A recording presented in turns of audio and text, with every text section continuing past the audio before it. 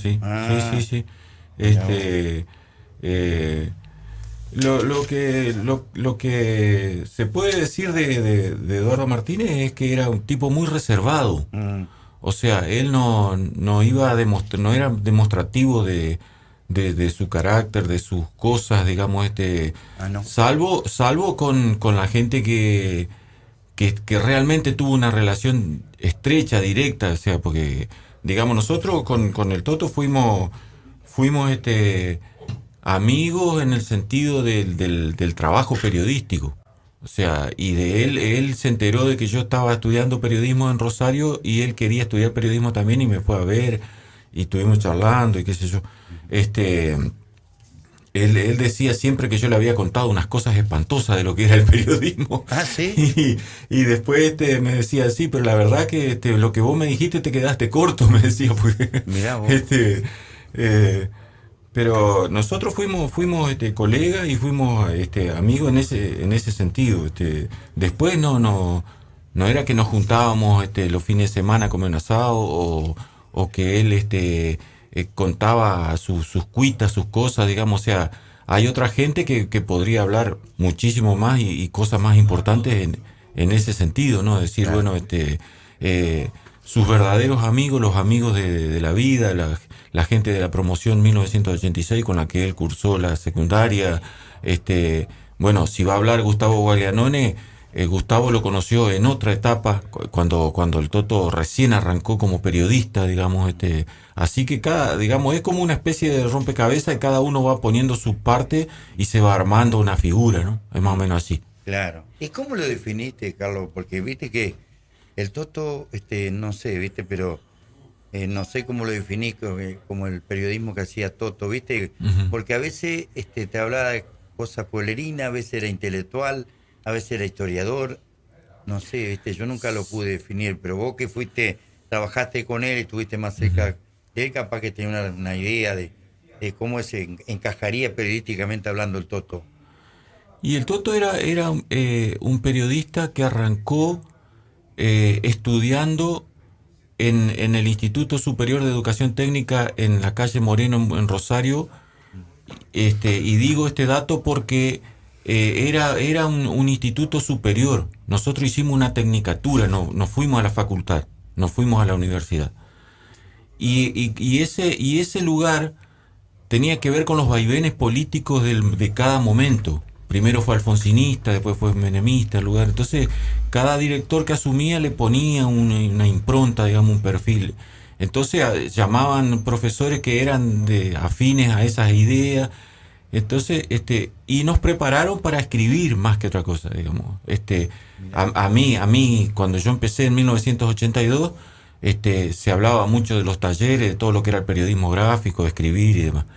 Después ya eso fue cambiando. Mm. Después eso ya fue girando, fue cambiando y se empezó a incluir más los medios audiovisuales, más el tema de la radio. Se armó una emisora de radio ahí en la misma escuela, en el mismo instituto.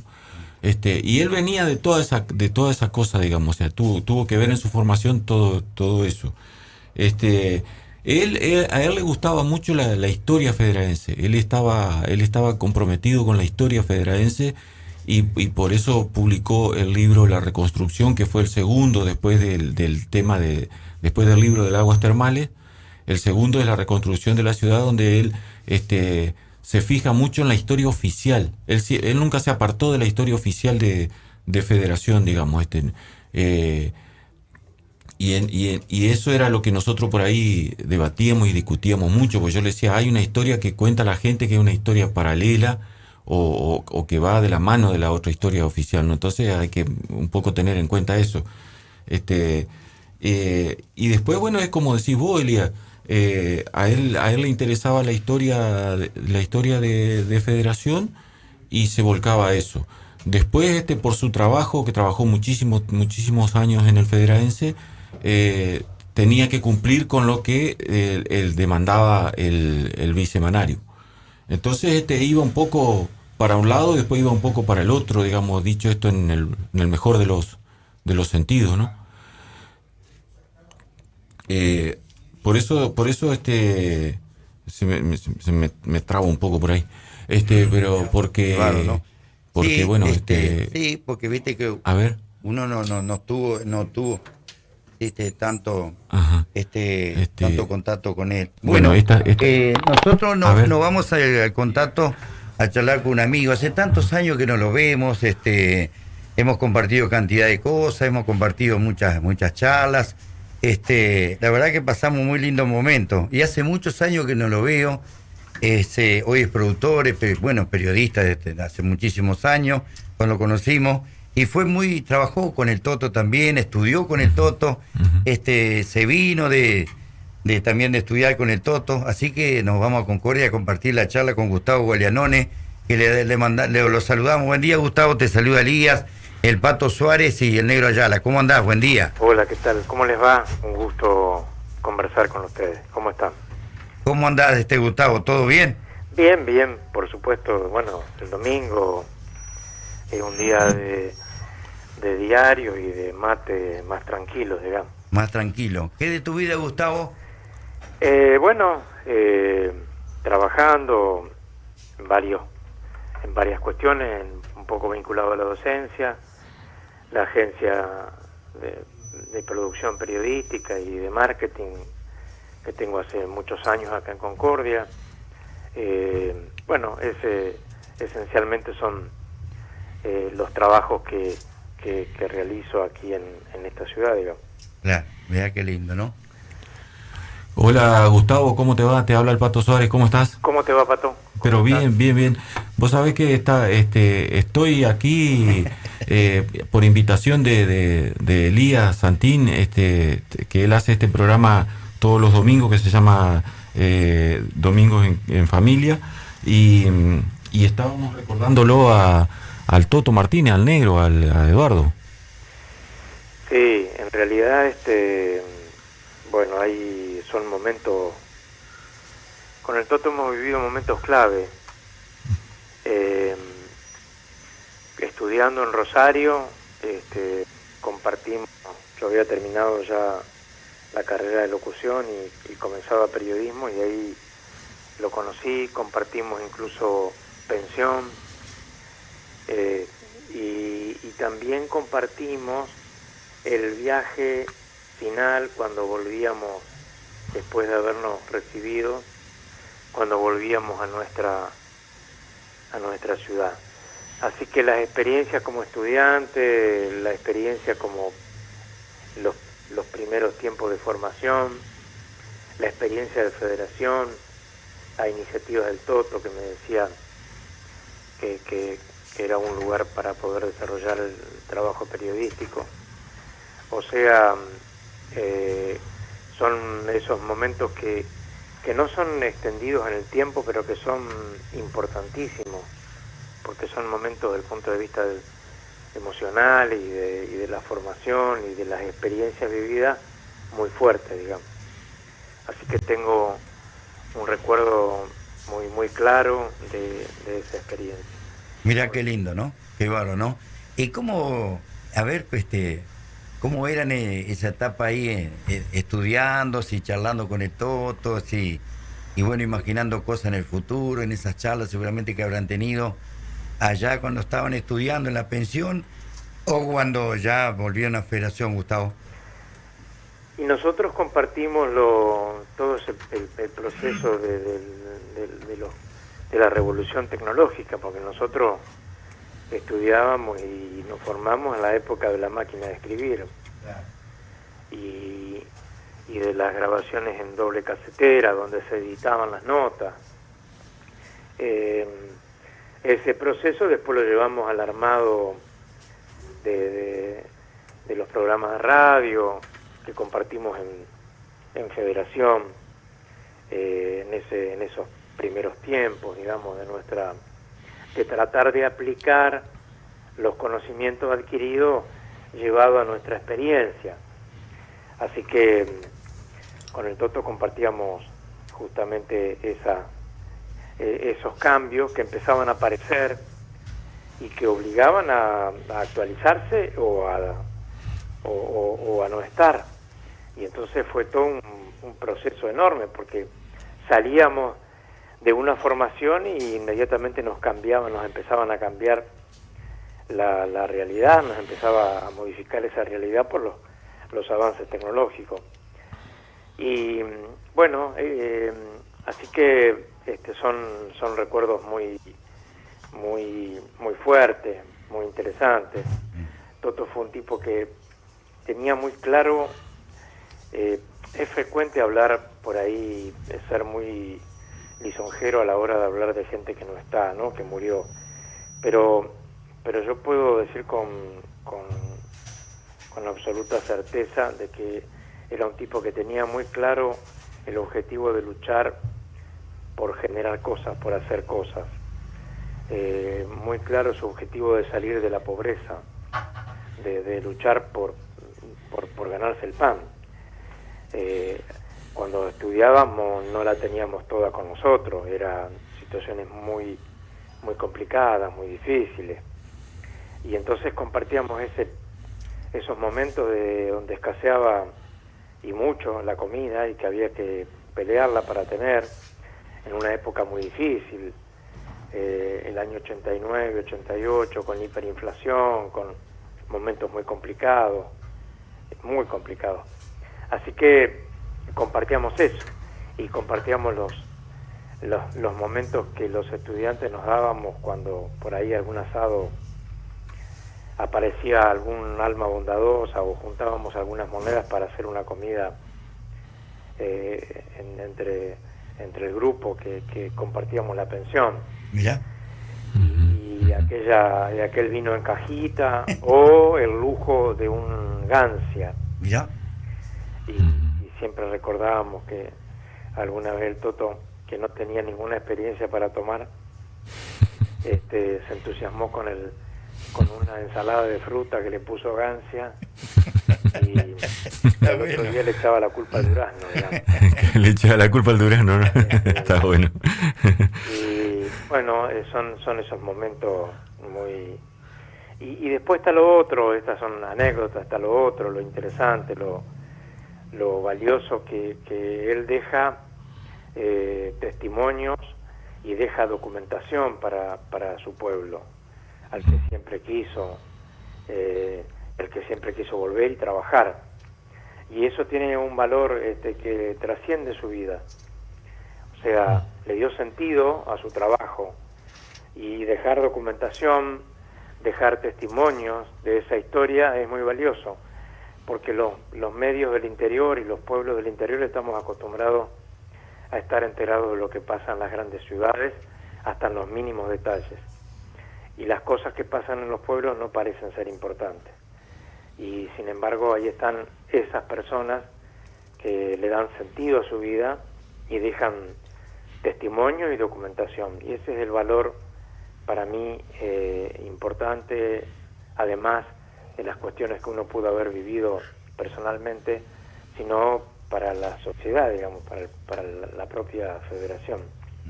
Así que mi recuerdo tiene que ver con eso también, tiene que ver con haber trabajado para recrear y para dejar documentación y testimonios de su ciudad, de su historia, y de los cambios que también tuvo a partir del agua termal, que son cambios históricos fundamentales.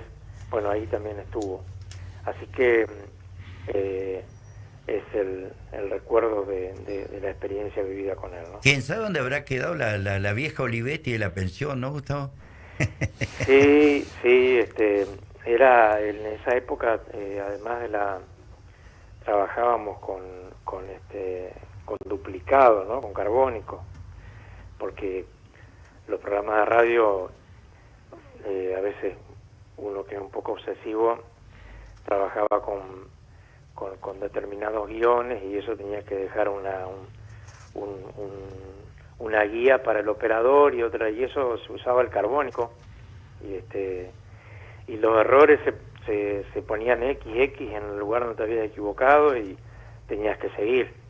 No es como hoy, digamos, lo mismo que para editar las notas eran con doble casetera. Así que toda esa experiencia de tracción a sangre son muy fuertes, son muy interesantes. En realidad, los cambios tecnológicos, si no van acompañados de contenido, no tienen sentido, digamos. Y en ese momento lo que sí teníamos claro era lo que queríamos decir y contar y testimoniar en la revista, en la radio, en los lugares que nos tocó compartir, que me parece que es lo importante, ¿no? Ahí está, una semblanza perfecta de lo que fue Eduardo el Toto Martínez de parte de Gustavo Baglianone, que como decía él mismo, bueno, compartieron los primeros años de estudio. ¿Te acordás, Gustavo, el primer momento, apelando un poco a tu memoria, digamos? No sé si podrás contarnos cuando lo conociste a él, digamos, fue en la pensión que tenía Serebrinsky ahí en Rosario. Sí, ahí bueno, nos íbamos encontrando, obviamente, toda gente que venía de otros lugares, o de la provincia de Santa Fe o de otros lugares del país, como en el caso de Eduardo. En esa pensión exactamente compartimos incluso, bueno, era el mate, a veces alguna comida, bueno, alguna situación que vivíamos por ahí de que algunos de nosotros nos llegaba alguna caja y entonces compartíamos, hacíamos festines de alguna cosa que llegaba y que no era habitual tener.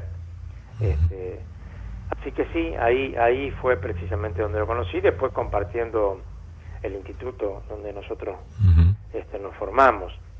Así que la radio también, yo tuve una experiencia de algún par de años en Radio Nacional de Rosario, así que alguna vez también estuvo ahí mirando y un poco acompañando los trabajos que yo hacía, digamos, ¿no? Y cuando salía, yo me acuerdo cuando yo, en aquella época era canillita, vendía revistas y diario. Gustavo se debe acordar.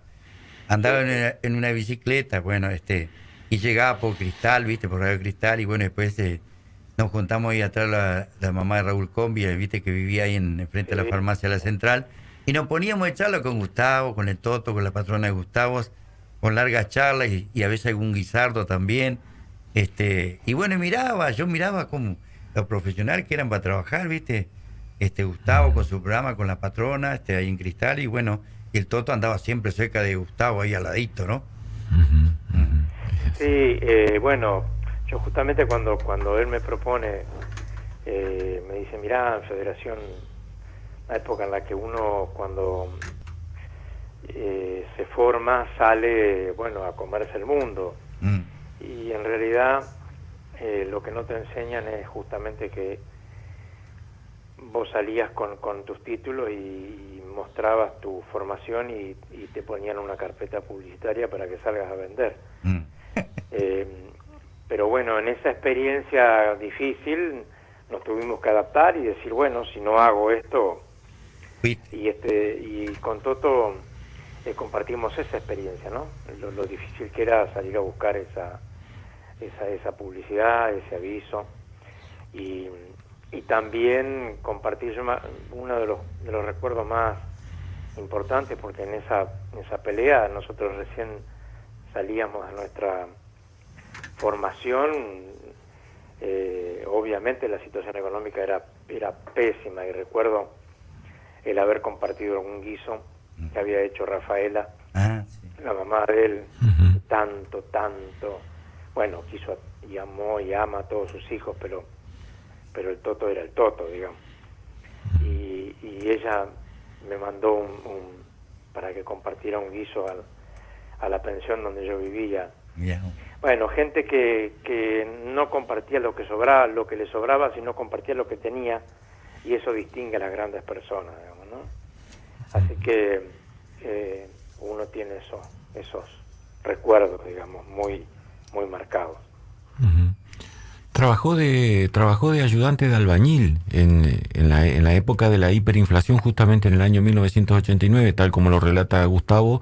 Se había complicado todo de una manera que, bueno, las cosas aumentaban 4 o 5 veces por día, de una manera descomunal. Entonces había que pagar la pensión, ¿no? Y había que comer. Entonces él se enseguida hizo un contacto con un muchacho boliviano. Me ayudarás vos, Gustavo. Era un compañero de ustedes de ahí, en periodismo. Y él lo llevó a una obra y bueno, enseguida se puso a trabajar. Así que y después de eso, bueno, ya él, eso fue un tiempito antes de terminar la carrera, porque él, Claro. ya a fines del 89, principio del 90, él ya estaba de vuelta en Federación, ¿no? Sí, bueno, por eso yo decía que nosotros compartimos el último viaje, Uh-huh. que veníamos con las cajas, con algunos libros y y lo compartimos en el coche motor. Ajá. El coche motor que salía de Paraná. Habíamos hecho el trayecto de Rosario en colectivo, después el cruce del túnel y a la madrugada, y bueno, un viaje cargado de sueños y de esperanzas y de expectativas. Pero bueno, porque en realidad lo que aparecía ahí, por lo menos que yo veía en el caso de él, más que no era una esperanza fundada en que me va a ir bien o creo que me va a ir bien, sino la disposición que había por encontrar un futuro, o sea, las ganas de pelearla. Eso era lo que aparecía, ¿no? Era las ganas de pelearla y la multiplicidad de ideas que surgían en esa química que había, y podemos hacer esto, y podemos hacer esto, y vamos a hacer esto, y vamos. Bueno, eso me parece que me quedó también de ese proceso, digamos, ¿no? Es increíble, ¿no? Sí, tal cual. ¿Y estabas siempre en contacto con él, Gustavo? En esa época, después, bueno, como nos pasa, digamos, yo me fui afianzando y afirmando aquí en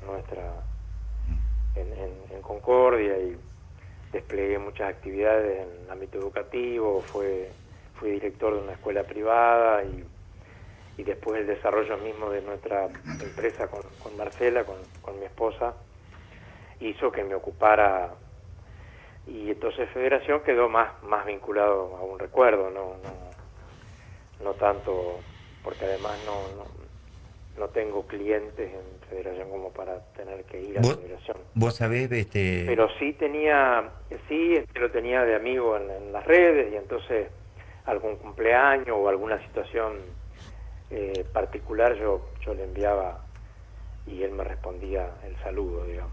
Mirá vos sabés, Carlos, que Gustavo, yo he visto fotos de Gustavo Galeanoni, vos sabés que tiene el mismo, no sé si es como la Yara, cambia de cuero cada 20 años, tiene el mismo chasis y la misma Sí. voz del año que Está yo lo igual conocí, el año siempre. 90, siempre Sí, igual. sí. Es como el Colorado Burno, o sea, se mantienen igual siempre, no sé cómo hacen. No, pero no está, no, el tiempo pasa, digamos. Ajá. El tiempo pasa. Sí, pero a vos se te ensanchó un poco la frente nada más. Nada más. Y bastante, casi el 10%.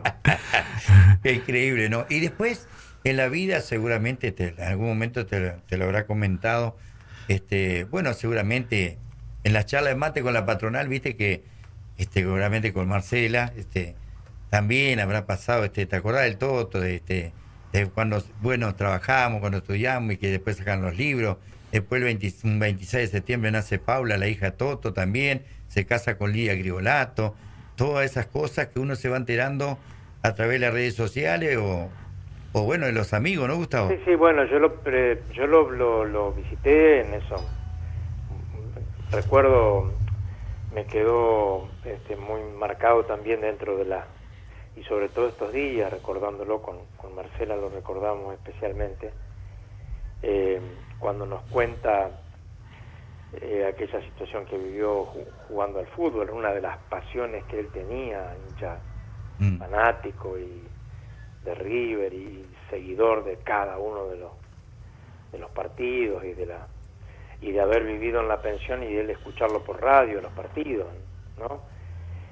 Recuerdo en Federación cuando me contó de esa situación en el fútbol, cuando lo golpean y después la experiencia vivida con aquella primera intervención quirúrgica y el tumor, eso lo recuerdo. Después, claro, más que nada fue el vínculo a través de las redes y por supuesto fui viendo también su deterioro, ¿no? Físico. Claro, claro. Cuando me convocaba Elías Santín para este programa especial de recuerdo a Eduardo el Toto Martínez, yo pensaba en estas cosas, ¿no? Lo que decía hace un rato, es como una especie de gran rompecabezas que cada uno va aportando una pieza y se va armando la figura final, ¿no? O sea, porque yo no quiero ser irrespetuoso con gente como vos, Gustavo, o amigos o familiares que lo han conocido mejor, digamos. O sea, por eso yo recalco, agradezco la invitación de Elías, pero por ahí digo, de alguna manera uno también es un intruso, digamos, en esto, porque yo conocí una época, una parte de lo que fue la extensa y rica vida de Eduardo Martínez. Después, bueno, hay detalles que hay que hablarlo con sus familiares, con sus amigos, con la gente que trabajó con él en otros lugares, etcétera, ¿no? O sea, la gente de turismo, del museo y todo eso que bueno, ahí tendría para contar un buen rato, ¿no? Y lo vamos a hacer en el transcurso de la mañana. Gustavo, el mensaje final, en Domingo en Familia y para la familia, el Toto, hacé cuenta que el Toto te está escuchando. De mi parte, de aquí la producción de Omega y quien te habla, un profundo agradecimiento enorme. La verdad que quedo muy contento de escucharte nuevamente en la radio. Es bueno encontrarte y bueno, y de hablar del Toto. Lo que uno podría decir, me parece que en primer lugar, para cómo estaba sufriendo y viviendo esta etapa, creo que estará encontrando el descanso y merecido. Me parece que como primera cuestión. Y en segundo lugar, me gustaría decir que él se debería haber ido tranquilo, porque le dio sentido a su vida, y eso no es poco. Haber dado sentido de luchar por las cosas que quiso, por las cosas en las que creyó, me parece que eso es lo que, y si se deja testimonio para que a otros les sirva esa tarea, me parece que se completa la vida. Así que el Toto me parece que no vivió al pedo, vivió dándole sentido a su vida, y me parece que eso es muy bueno. Bueno, yo de mi parte un abrazo grande, agradecimiento enorme, Gustavo, un placer, saludos a Marcela, y bueno, gracias por tu testimonio en este momento tan lindo que estamos compartiendo de historia del gran Toto Martínez, escritor, poeta, periodista, jugador de fútbol, etcétera. Un abrazo muy grande y bueno, lo mejor para ustedes. Gracias, Gustavo, un abrazo fuerte. Chau, chau. Chau, chau. Gustavo Gualianone, periodista, productor, tantos años hacía que no lo escuchaba Gustavo, ¿no? Locutor. Y, ¿hizo periodismo también? ¿Estudió o locución? Estudió las dos cosas. Las dos cosas. Ajá, sí, primero fue locutor y después estudió periodismo y hizo las dos cosas. Estuvo en el año 1990, 1989, por ahí estuvo en Cristal. Después se fueron al norte de la provincia de Santa Fe, estuvieron un tiempo ahí y después volvieron a Concordia, porque recordemos que la esposa de él es de Humberto Primo, de la provincia de Santa Fe. Marcela Gramaglia. Y se quedaron en Concordia y bueno, ahí están haciendo su trabajo, ¿no? Mirá vos. Bueno, vamos a un temita musical y vamos. Ya seguimos con Domingo de Familia.